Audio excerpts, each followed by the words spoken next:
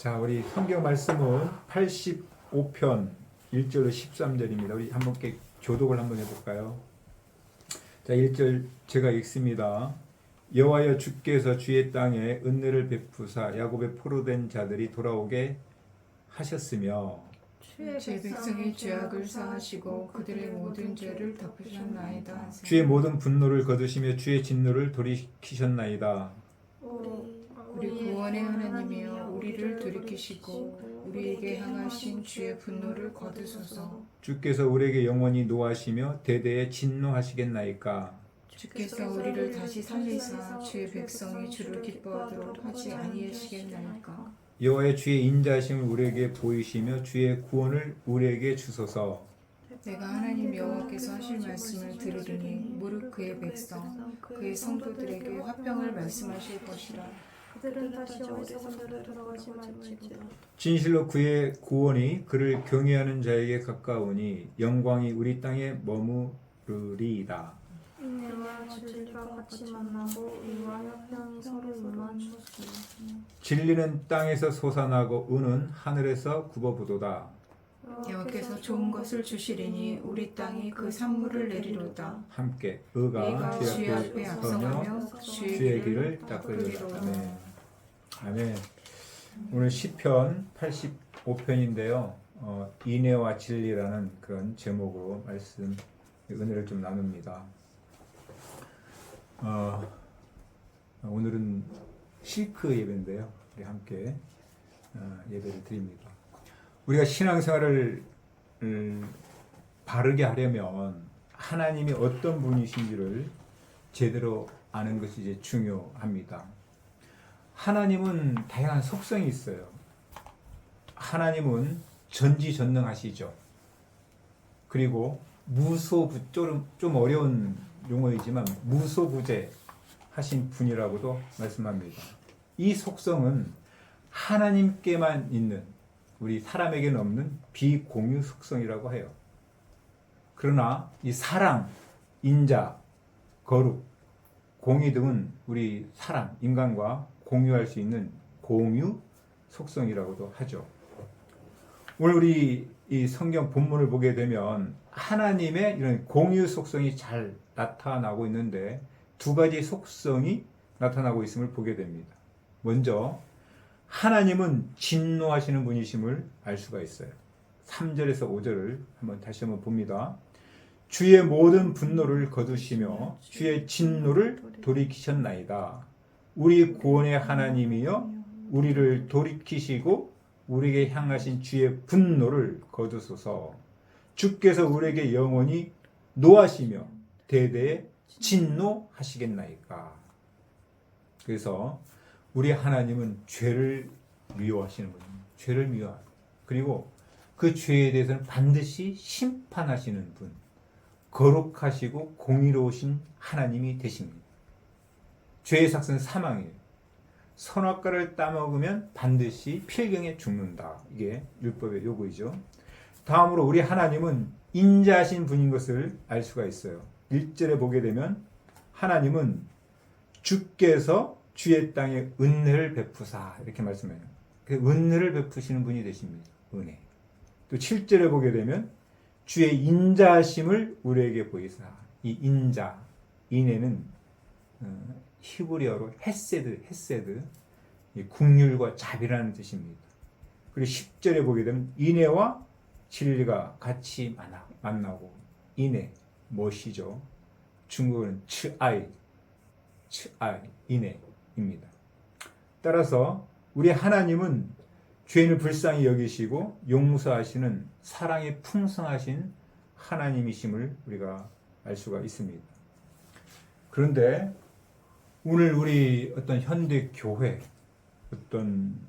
우리 어떤 교인의 문제를 이렇게 살펴보면 죄를 미워하신 공의롭고 진노하시는 하나님보다는 인자하신 어떤 사랑의 하나님을 강조하고 여기에 방점이 있지 않나 생각이 됩니다. 그 결과 오늘 우리 어떤 교인들은 죄를 어떤 가볍게 여기는 것이 아닌가. 죄의 심각성을 잘 모르는 것 같아요. 그래서 하나님을 어떤 제대로 무서워하지도 않는 것 같습니다. 죄에 대해서 무감각하기 때문에 진정한 회개도 참 부족한 것 같아요. 이런 어떤 교인들의 신앙생활을 보게 되면 어떻습니까? 형식적인 신앙생활을 하게 되죠. 주일이면 어때? 교회를 가요. 예배 생활도 잘합니다. 때로는 작정하에 새벽 예배에도 이제 나가죠. 그러나 이 사람은 이 세상과 구별된 거룩한 삶을 사는 것과는 거리가 멀어요. 그의 삶의 가치를 보게 되면 세속적인 가치를 추구합니다. 여전히 자기가 왕된 삶을 살아요. 자기 부인이 아니라 자기 고집이 강합니다. 자기 주장을 강하게 얘기하고 또 관철을 하죠. 하나님의 뜻과 하나님의 말씀에 순종하기보다는 자기의 욕심, 자기의 뜻을 관철합니다. 어때? 이런 사람들이 우리 교회 내에 여러분 주변에 없습니까? 어때요? 어때요? 응? 응?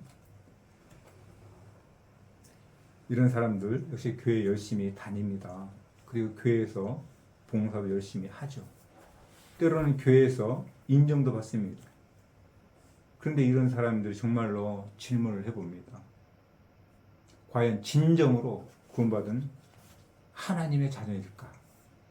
질문을 해보게 됩니다.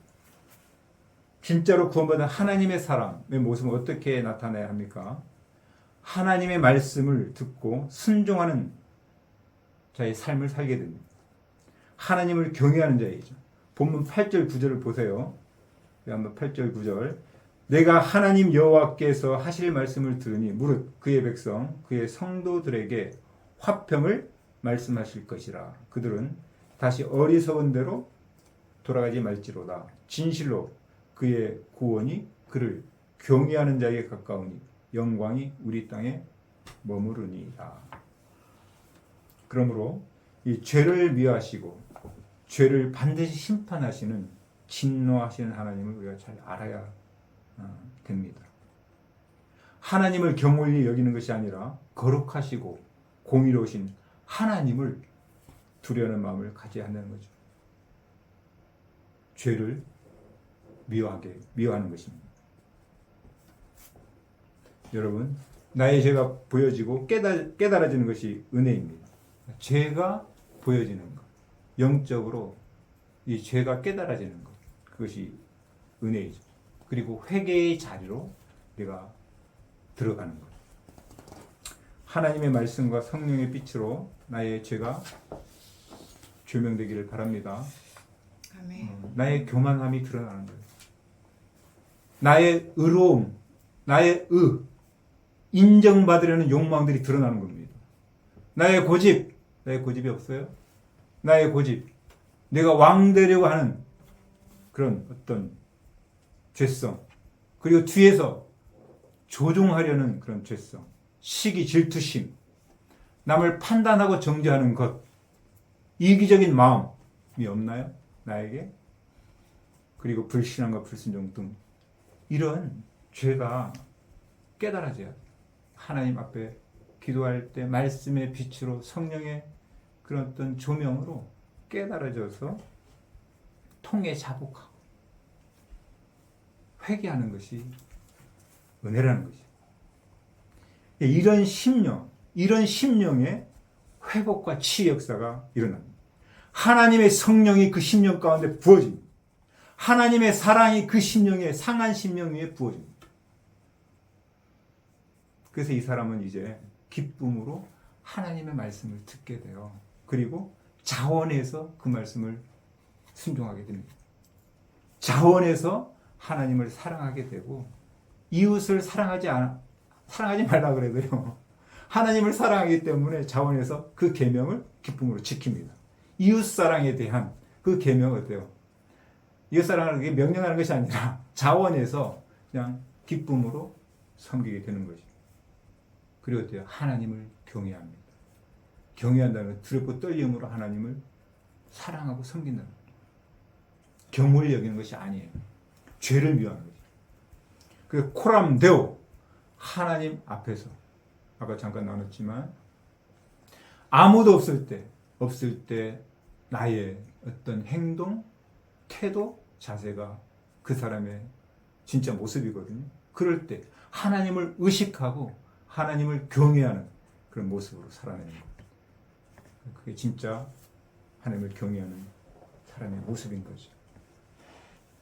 근데 여러분, 이 회복의 역사가 어디서 일어납니까? 갈보리 언덕 십자가에서 일어납니다.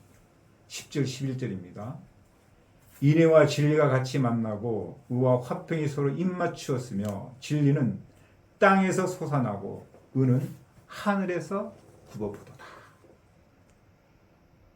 십자가는 죄를 향한 하나님의 사랑과 죄를 향하신 하나님의 진노가 만나는 자리예요.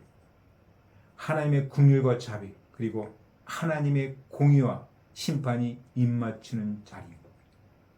10절에 인애와 진리가 같이 만나고 의와 화평이 서로 입맞추는 자리. 십자가. 할렐루야. 로마서 5장 8절에 우리가 아직 죄인 됐을 때 그리스도께서 우리를 죽으심으로 하나님께서 우리에 대한 자기의 사랑을 확증하셨느니라. 그럼 십자가는 하나님의 사랑이 확증이 되는 거예요.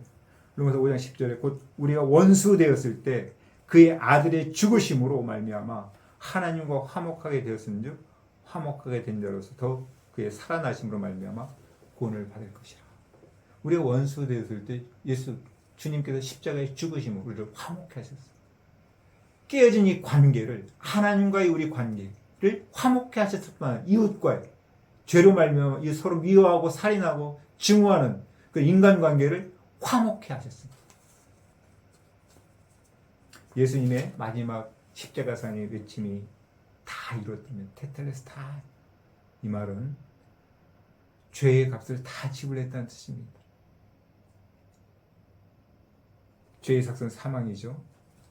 죄인인 우리가 받아야 할 죄의 값이 죽음인데 우리 대신 예수님의 십자가 형태 죽으심으로 이 죄의 값을 내가 받아야 될 그 죄의 형벌을 우리 대신 나 대신 우리 주님이 대신 십자가상에서 값을 치러줬다. 피를 다 쏟으시고 육체가 찢기는 고통 가운데 지옥 형벌을 받으셨어요. 내가 받아야 될 죄의 값 지불을 대신한 거죠. 이것이 하나님의 사랑의 표징입니다. 이것이 다 이뤘다는 구원을 완성했다. 그러므로 예수 믿고 하나님의 자녀가 된 자는 예수의 피값으로 산 생명이 됩니다. 나의 생명이 예수 생명과 맞바꾼 그렇게 가치 있는 생명이 된다는 할렐루야. 나의 생명의 가치, 존재 가치가 얼마나 가치 있고 높은지를 잘 알았으면 좋겠어요. 예수님의 생명과 맞바꾼 나의 생명. 그래서 나는 하나님이 기뻐하시는 자녀가 되었고 하나님을 아버지라 부를 수 있는 놀라운 특권을 주신 거예요. 우리가 다시금 갈보리 언덕 십자가를 바라보기를 원합니다. 피 묻은 십자가 복음의 감격을 회복하기를 바랍니다. 하나님의 이 첫사랑을 회복하시길 바랍니다. 아버지 하나님의 사랑이 하나님이 세상을 이처럼 사랑하사 독생자를 주셨으니 이는 저를 믿는 자마다 멸망치 않고 영생을 얻게 하려 하십니다. 우리 예수님이 이 땅에 오신 목적 잘 말해주고 있죠. 우리를 사랑하셔서 독생자 예수 그리스도를 주시고 우리에게 영원한 생명을 주신 우리 하나님을 찬양합니다. 로마서 8장 38절 39절에 보면 내가 확신하노니 사망이나 생명이나 천사들이나 권세자들이나 현재 일이나 장래 일이나 능력이나 높음이나 깊음이나 다른 어떤 피조물이라도 우리를 우리 주 예수 그리스도 예수 안에 있는 하나님의 사랑에서 끊을 수 없느니라. 할렐루야. 하나님의 사랑에서 그 어떤 것도 끊을 수 없다. 왜요? 우리의 생명은 예수의 생명과 맞바꾼 아주 소중한 생명이 되기 때문에 그렇습니다. 하나님의 자녀, 천국 백성이 되었기 때문에 그래요. 좋으신 우리 하나님을 찬양합니다. 그래서 우리 하나님은 당신의 자녀인 우리를 포기하지 아니하시고 끝까지 사랑하시는 좋으신 아버지 하나님이 되십니다. 그분은 거룩하신 하나님이면서 사랑의 하나님이 되십니다. 우리 이 하나님을 찬양합니다. 자, 우리 함께 한번 기도합시다. 오늘 시편 말씀